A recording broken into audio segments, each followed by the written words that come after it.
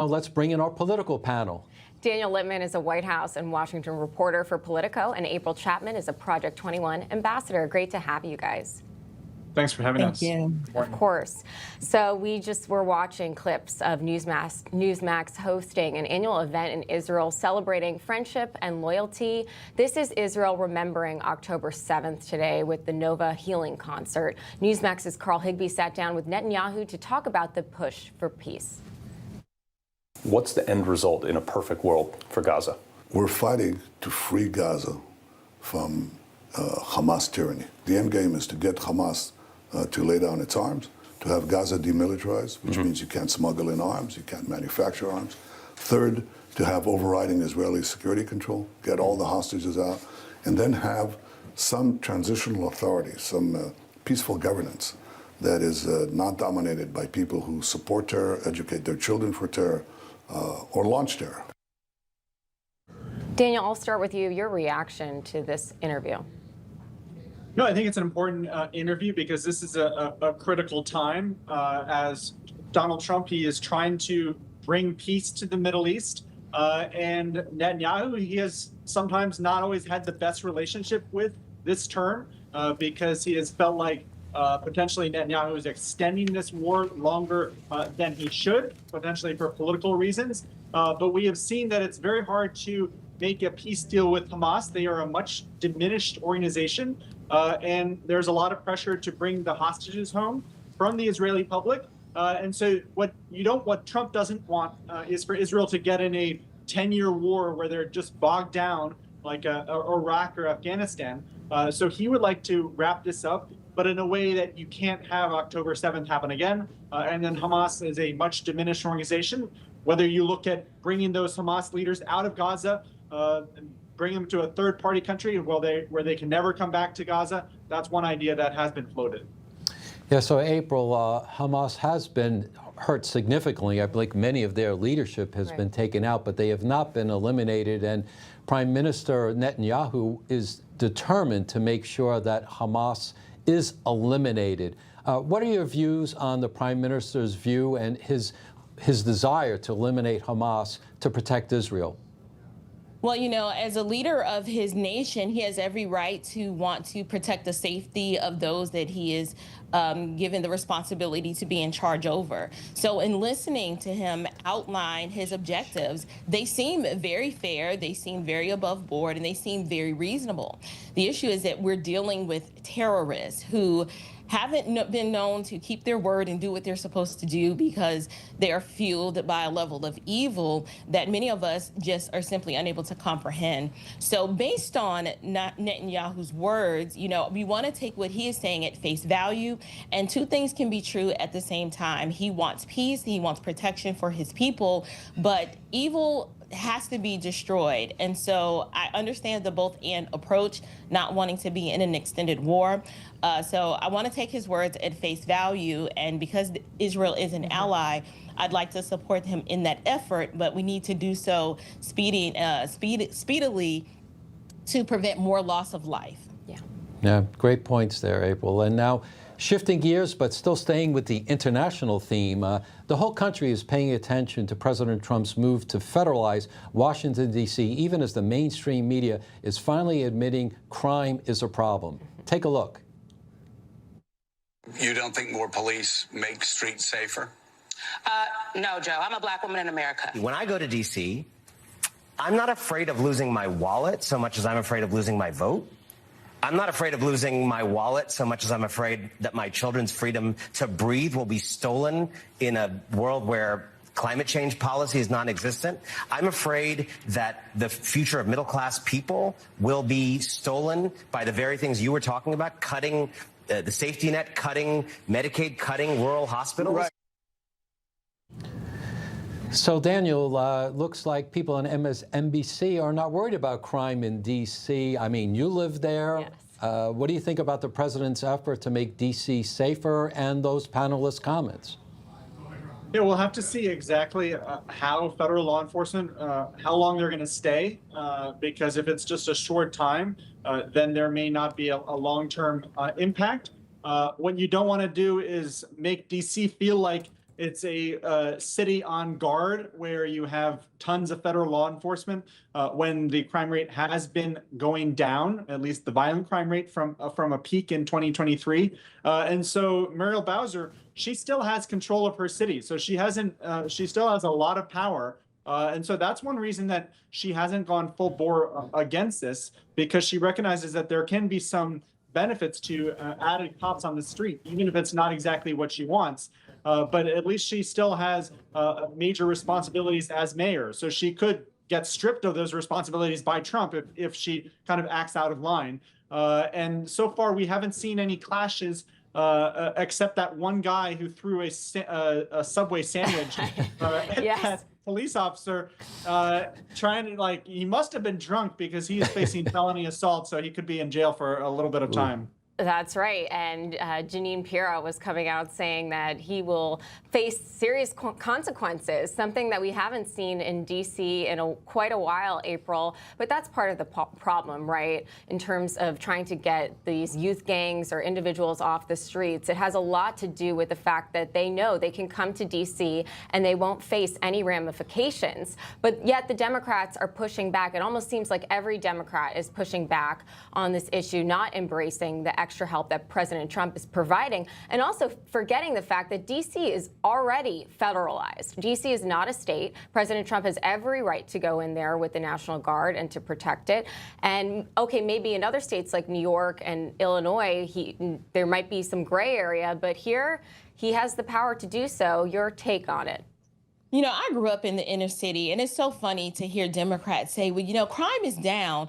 Listen, when you live in a community where you're like, okay, are 10 people going to be shot today or 8 people going to be shot today? Is the thing that matters is the fact that people got shot today. Like, there's been loss of life. No one wants to live in a community like this. And this is a district that belongs to the nation. You should be able to go there and be safe. So to have people argue and say, well, you know, crime is down. And, you know, well, we just want to know, well, how long is this going to take? It's going to take until however long it takes until the city is safe again.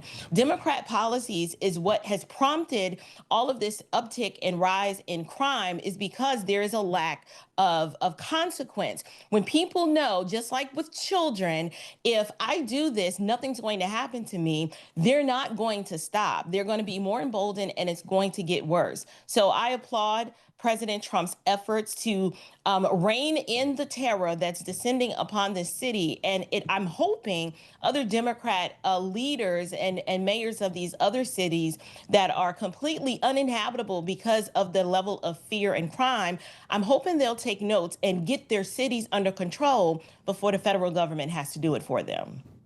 No, you're right. And, you know, one thing's important is really deterrence. I mean, many times in Grand Central, you'll see, you know, National Guard people walking around. It's just a visual. It's all optics. It's all optics. All right, they're here. It gives a safety, but also if someone wants to do something bad or evil, they're seeing that and say, well, maybe not today. So I think it's part of that presence, and also the words coming from President Trump using his bully pulpit, so to speak. Yes, and Jeanine Pirro as well. I think this is the first time we're seeing a strong D.C. attorney. Daniel, we have to talk about that. Go ahead. Yes, please. Where those are all totally valid points. But you can't just address crime and loss of hope by police officers. You need to actually focus on education, public schools, and making sure that people feel like there are ladders of opportunity, that the American dream is still alive, so that they're not focused on crime, that they actually can build a productive life for themselves and get out of the inner city and have a important life and contribute to society. So I think focusing on education is very important as well. Excellent point. I couldn't agree more. Right, and also truancy in D.C. I know they won't step in and necessarily try to make sure these kids go back to school, but many of them are under the age of 18 who are committing these crimes, and then they're basically put in rehab. And again, Judge Jeanine, she's been talking a lot because she's in D.C. She's saying, oh, they're going to yoga classes, they're eating ice cream, but they're not experiencing the punishment that they need to in order to understand that they can no longer be enabled. April, your thoughts? Yeah, restorative justice doesn't work. Restorative justice is if someone does something wrong, we just try to redirect them and maybe give them an ice cream social or let them talk their feelings out. No, I agree. Daniel is correct. We do need opportunities. However, Democrats are always the ones against school choice, of which I was a recipient of, and Democrat leadership actively fought against that so that my mother was not able to take me out of a poor performing school district and put me in a good district. We just need to be honest. A lack of law and order, a lack of school choice, which gives children in failing schools opportunities, access to the opportunities that already exist. This is not a funding problem. This is a policy problem. We need to restore law and order, but we also do need other opportunities such as good education. And then parenting. Parenting is a big issue. If you do not parent your children, the government will. Oh, great points there, April. And let's move on to another topic. President Trump is going to be a very busy man, as he has been since he took office. Right. The world is watching Alaska, where President Trump is set to meet with Vladimir Putin tomorrow. Daniel, what are your expectations for this meeting? Do you have high hopes, low hopes? What do you think? I'm kind of in the medium hopes right now, Tom. We'll take that. Where, yeah, cautiously optimistic, but also this guy's a stone cold killer. So if, you have to make sure that Trump, he sticks to those talking points that he got from the Europeans in terms of he can't just be trading land like it's a monopoly board with Putin. He has talked in the last few months about how Putin says a lot of nice stuff, but then the next week or the next day, he will just bomb civilians and kill dozens of people. And then Melania will say, hey, are you sure that he's that nice? And so I think that he will probably be thinking of Melania a little bit when he's meeting with Putin to make sure, is this someone who is dedicated to peace, or is he just looking for a photo op and is not actually willing to do the hard negotiating with Zelensky? If he's too afraid to even meet Zelensky, then that's almost a clear sign that he may not be interested in peace. Yes, we did hear from President Trump yesterday, April, say that if Putin does not agree to a ceasefire or shows that he's unwilling to have greater communication with Ukraine, that he will face the consequences. That was made clear already. Your thoughts as to how tomorrow is likely to go? I think it's going to go well. I think Trump finally has all parties exactly where they need to be. He's telling Putin, listen, I'm not going to allow India or China to purchase any oil from you if you do not agree to peace talks. Their economy cannot handle that. India and China realize that we need to do business with the United States, and these tariffs are going to go up on us if we are unable to sell goods into the United States. And Zelensky, believe it or not, we have him where we want him as well. He's trying to play big and bad, like he's not going to give up any territory, but he knows he's going to have to give up something. Maybe not a lot, but just a little something. And this economics is what holds this whole thing together.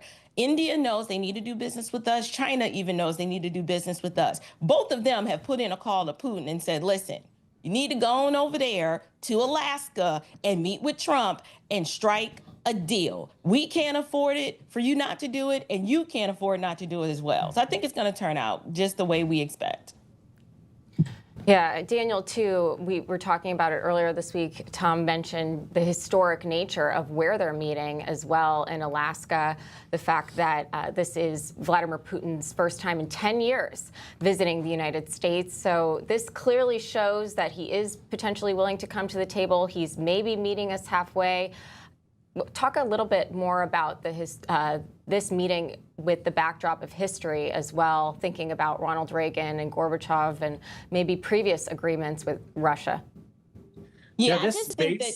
Oh, Daniel, go ahead. Yep. This military base that they're meeting at, I'm sure hopefully they're finding a nice conference room in there for the photo op, getting the flowers ready. But that base was actually very important to the U.S. military to provide almost an overwatch for Russia during the Soviet Union in the Cold War, to make sure that they were not up to any funny business in terms of sending missiles to America. So this is a very important base with a major history. What I think is thing that has been undercovered is how if there are these major land swaps, that could hurt the minerals deal that the U.S. has struck with Ukraine. So if we're going to give up tons of land to the Russians, which have lots of minerals, then we're not going to get as much money out of Ukraine as Trump wants. And so that's something that his advisors have also talked to him about, to make sure that we don't lose out on the opportunity to rebuild Ukraine, but also to get some money for ourselves in terms of Ukraine paying us back with those minerals. Yeah, good points there, Daniel. April, you have about 30 seconds. Final thoughts? Yeah, I was just going to say, Daniel brings up a good point. Trump he's the master negotiator. This is the art of the deal, foreign policy edition. Even if that happens, he is going to make up for it in other ways. Don't forget, tariffs have been working incredibly well for us, not only economically, but he's also using it as political leverage and military leverage. And so I think the outcomes are going to be good. We just need to sit back and watch the man do his job. Right. And I think the main reason Russia's coming to the table, to both of your points, is it's all having to do with economics. Right. Putin feels the pressure of the sanctions and what's to come, and that, in my view, is the only reason, I think. Right. And also the importance of dialogue. I'm not Right. even sure if former President Biden even talked with Putin, during his 4 years. So dialogue is always good. I couldn't agree more. Daniel Littman, April Chapman, thank you so much. Thanks, guys. Thank Have a you. good day. You bet. You too.